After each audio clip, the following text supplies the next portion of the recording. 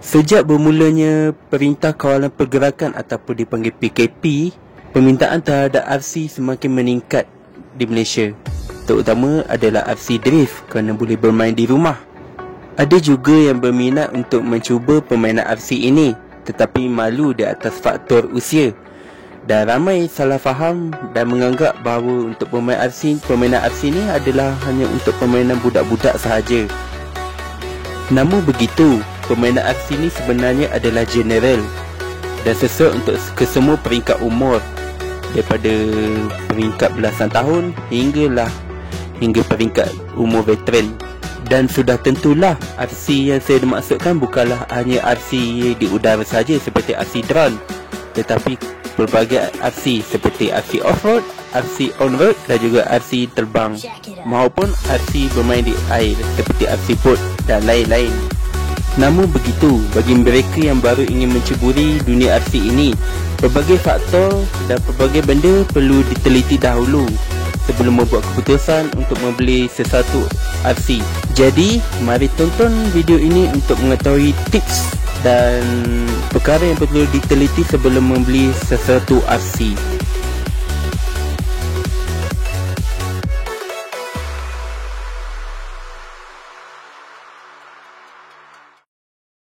Okey, tips yang pertama sekali adalah masa dan tempat bermain.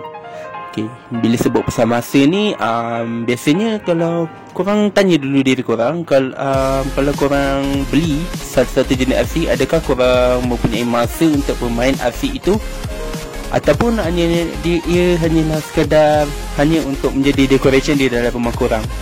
Sebab kebanyakan grup saya lihat, diorang beli kemudian diorang jual balik. Alasan diorang, mereka tak ada masa nak bermain RC.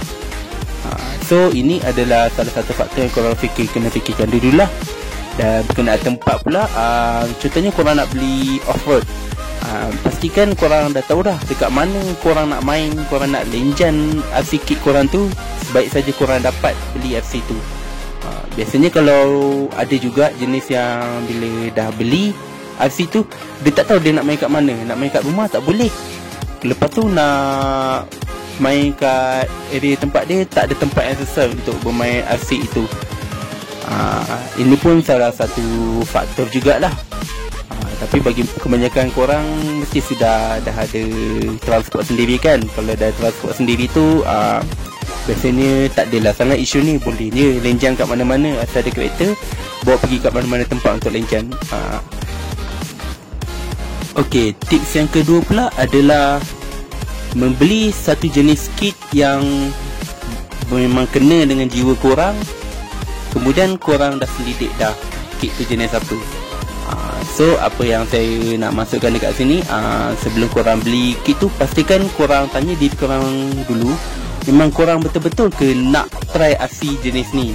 Okay, contohnya pada orang yang suka, orang boleh kata jiwa kelajuan, kemudian first RC dia nak try RC crawler.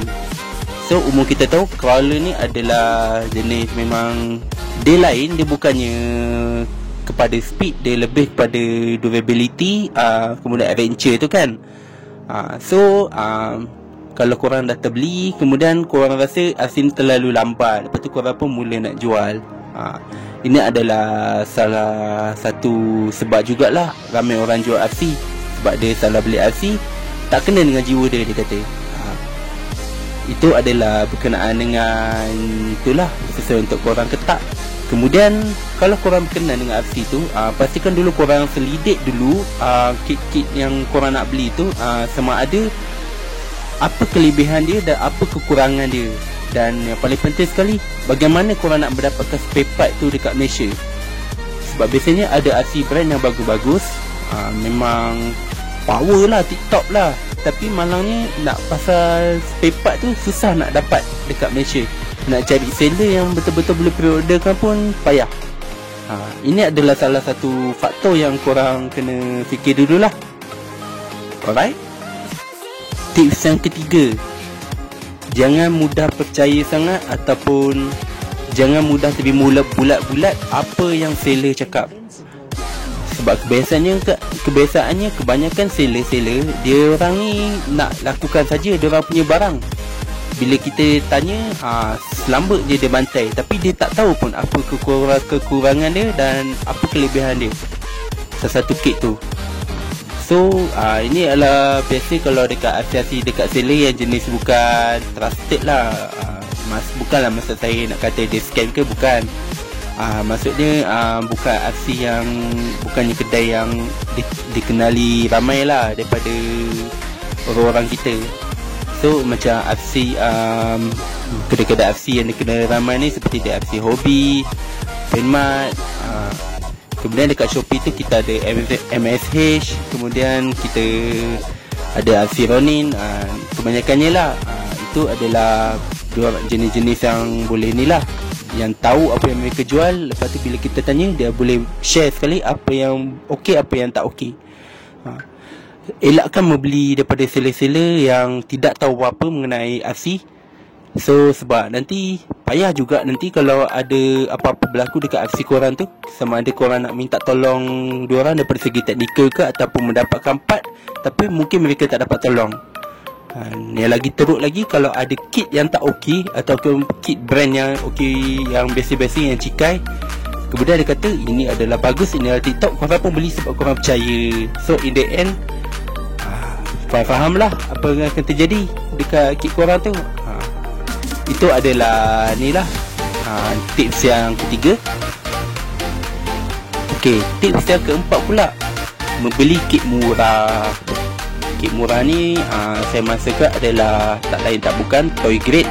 Macam saya cakap dekat tips yang ketiga tadi, biasanya seller dia just nak sale saja, dia akan cuba jual yang seboleh, tapi dia tak memberikan info yang lengkap lah. Biasanya kalau barang-barang toy grade ni, seperti kit-kit drift jenis toy grade ni, biasanya tak berapa tahan lama. Dia kalau korang terlebih main ke, ataupun korang leja hardcore ke, ataupun korang main terlampau lama ke, mudah rosak lah. Lagi satu lagi, dia punya signal tu tak boleh pergi jauh. Kalau handling tu jangan ceritalah. Toy grade ni handling ni kebanyakannya tidak langsung sama dengan toy grade. So ini adalah kebanyakan kelemahan kepada toy grade lah. Tapi ada je toy grade yang okey, tapi tengok pada jenis lah. Kalau macam jenis untuk lori ke construction seperti double E, biasanya kalau yang ni memang hobby grade, biasanya memang mahal. Memang boleh mencecah hingga RM1,000 lah. Maksud RM1,000 tu bukan RM2,000, mungkin dalam RM5,000, RM7,000, malah boleh mencecah hingga RM20,000 lah, depending kepada kit construction yang mantap dan baik. Tapi kalau korang tak ada bajet macam tu dan korang tak nak spend bajet macam tu, boleh je dapatkan brand Huina ataupun brand Double E. Ini adalah contoh brand toy grade yang berkualiti lah. Tak lupa juga seperti brand WPL. Dia ada je brand toy grade yang bagus-bagus, yang okey. Tak adalah nak kata smooth macam hobby grade, tak adalah, tapi bagus lah untuk permulaan. Cuma kalau macam untuk segi macam nak main off-road yang jenis laju ataupun on-road, saya suggestkan jangan langsung lah ambil toy grade ni. Paling tidak pun boleh dapatkan hobby grade yang murah yang bersaiz kecil seperti YL Toys, ataupun yang latest yang Breaker lah, Breaker ESP. Itu antara contoh aksi hobby grade ataupun semi hobby grade tapi bagus dan berkualiti untuk harga yang minimal. Okey, tips yang kelima. Ini antara keputusan yang penting jugalah untuk korang menilai. Kalau korang first time baru nak mencuba RC ni, elakkan mengambil RC nitro atau RC petrol lah. So ada sebab dia. Yang pertama sekali, maintenance untuk RC nitro atau RC petrol ni, ataupun kita panggil sebagai GP lah. Maintenance untuk GP ni memang hardcore sikit. Dia kena jaga dengan betul, kena maintain dengan betul, dan kena selalu main. Sebabnya kalau korang tak maintain dengan betul ataupun tak tuning dengan betul, engine dia mudah rosak. enjin tu dah lah bukannya murah. Kalau macam korang main EP ataupun bateri ni, kalau rosak apa, boleh je pakai yang murah dulu ke, ataupun nak dapat yang murah, yang nak dapatkan performance yang bagus tapi harga tak adalah sampai mahal sangat. Tapi kalau nitro, enjin dia rosak, boleh garu kepala lah, boleh termenung. So nak tuning, kalau first time baru nak main RC ni, elakkan lah. Sebab korang nak tuning pun susah, lepas tu korang nak maintenance pun susah, nak tambah lagi dengan nitro punya harga, minyak dia yang boleh garuk kepala lah kalau korang baru nak main ni. Ok, tips yang ke-6 pula, ini pasal berkenaan dengan harga. So yang saya nak siapkan lah, beli RC mengikut bajet anda. Jangan minta nego lebih-lebih, sama ada nak beli yang baru ataupun nak beli yang used lah. Saya ada nampak juga bila orang nak jual used RC kit, dia dah letak dah harga dalam RM1,000. Memang reasonable lah dengan condition kit dia, daripada segi condition dia dengan tahun release. Tiba-tiba ada pula offer, bang saya nak beli 500 boleh tak? Bang saya nak beli 300 boleh tak? Sebab saya ada isu susu dengan pampers lagi, dengan anak punya isu ni. Boleh lah bang bagi murah. Jangan jadi low baller macam tu lah. Korang bukan saja menyusahkan orang nak jual RC tu, dah letak kena dengan korang punya bajet, satu hal. Satu lagi, korang merosakkan industri hobi RC tu sendiri. Ini adalah penting Tolonglah, kalau beli aset, kalau nak beli RC, ikut korang punya bajet. Jangan beli RC nak ikut korang punya harga semata-mata. Jangan menjadi melampau lah. Memang ini memang kebanyakan ni memang selalu ada. Sama ada nak beli yang baru kot atau yang lama. Biasanya kalau nak beli used RC car lah, memang minta yang melampau-lampau punya lowball lah. Tolong jaga kualiti hobi RC lah. Ok, tips seterusnya, kalau korang nak beli used RC, macam saya cakap tadi, yang first tadi tu harga lah, ikut korang punya bajet. Yang keduanya, berhati-hati ketika membeli kalau nak beli used RC ni. Sebab kebanyakannya scammer dah makin banyak dah dalam dunia RC ni. Memang memburukkan dan mencemarkan industri hobi RC dekat Malaysia ni lah. So pastikan harga yang ditawarkan oleh seller tu legit. Maksudnya, contohnya dia nak jual used RC Slash. Umum kita ketahui bahawa brand Traxxas ni mahal.